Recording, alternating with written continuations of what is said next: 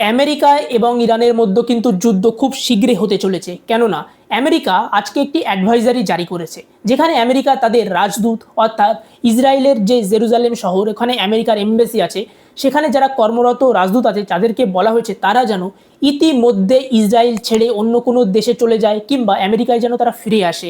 এর জন্য আমেরিকা বলেছে তারা যেন যে কমার্শিয়াল ফ্লাইট এখনও চলাচল করছে সেগুলি নিয়েই যেন বেরিয়ে আসে। কেননা একবার যুদ্ধ শুরু হয়ে গেলে কিন্তু নর্মাল ফ্লাইট আর চলবে না, তখন কিন্তু হয় আমেরিকাকে আবার নিজের যুদ্ধ প্লেন পাঠাতে হবে বা ট্রান্সপোর্ট প্লেন পাঠাতে হবে ইসরায়েলে, সেটি কিন্তু অনেকটা রিস্কি হয়ে যাবে।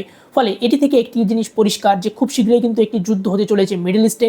এবং এর পাশাপাশি কানাডাও কিন্তু সেম জিনিস করেছে এবং বলেছে নিজেদের রাজদূত এবং নাগরিকদের যে ইতিমধ্যে তারা যেন ইসরায়েল ছেড়ে নিজেদের দেশে কিংবা অন্য কোনো সুরক্ষিত স্থানে যেন তারা পৌঁছে যায়। এর পাশাপাশি চায়নাও কিন্তু ওয়ার্নিং দিয়েছে ইরান ইসরায়েল সম্পর্কে যে তাদের নাগরিক যারা ওখানে আছে তারা যেন সুরক্ষিত স্থানে চলে যায়। ভারতও কিন্তু এর পাশাপাশি একটি ওয়ার্নিং অনুরূপ দিয়েছে।